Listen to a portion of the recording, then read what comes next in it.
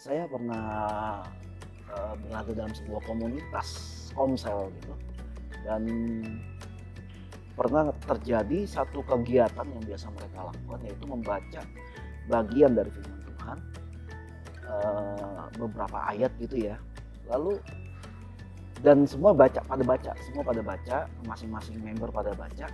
Lalu yang cukup menarik perhatian adalah si ketua komsel atau ketua yang atau orang yang memimpin komsel itu berjalan pada waktu itu. Dia bilang gini sama semua member, coba coba kalian dapat apa dari pembacaan firman ini? Menurut kalian ayat ini berkata tentang apa? Misalnya ayat yang dibaca adalah Matius 6 ayat 33 gitu. Carilah kerajaan Allah dan kebenarannya, maka semuanya akan ditambahkan kepadamu. Lalu masing-masing member disuruh mengartikan menurut pendapat mereka masing-masing. Lalu masing-masing dari mereka memberikan pendapat. Dia bilang gitu. Mereka kata depannya gini, menurut saya ayat ini berkata begini. Nanti orang kedua bilang gini, kalau saya sih dapatnya begini. Kalau menurut saya ini begini. Loh, jadi ayat ini yang benar apa artinya? Karena berbeda semua dari yang mereka katakan. Mereka mengucapkan yang katanya mereka itu rema gitu. Mereka mendapat rema dari pembacaan. Menurut saya ayat ini berbicara tentang kehidupan mereka yang begini.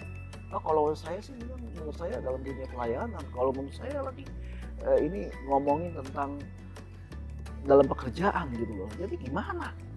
Jadi yang benar apa gitu. Nah, penggunaan kata yang salah gitu atau istilah yang salah kadang-kadang membuat banyak orang jadi bingung. Loh, jadi yang benar artinya gimana? Teman-teman perlu diketahui, rema itu sebenarnya artinya perkataan Kristus gitu. Perkataan Kristus untuk kita secara pribadi. Jadi rema itu memang diperuntukkan secara pribadi. Nah, karena diperuntukkan secara pribadi, nggak bisa dijadikan pengajaran.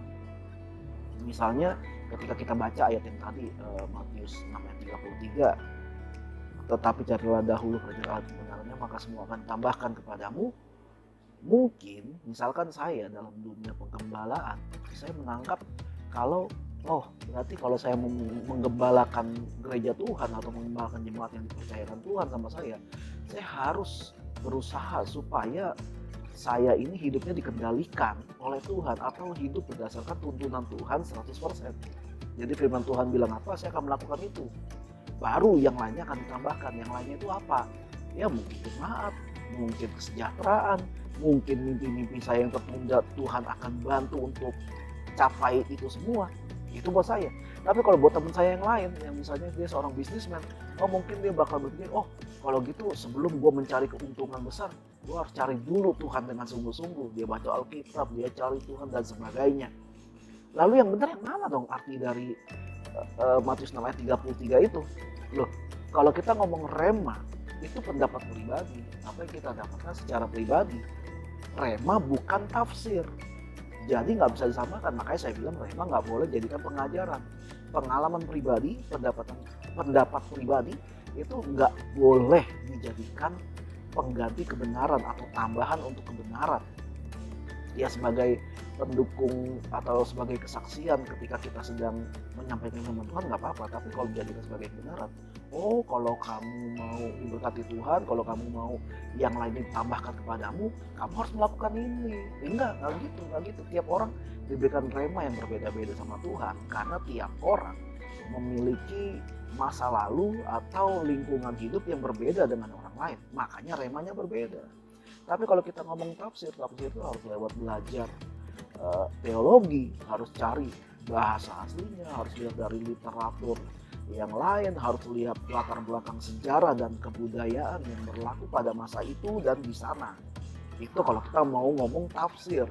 Makanya nggak bisa kalau kita ngomong kayak, menurut saya Yesus waktu dipaku nggak sakit nih.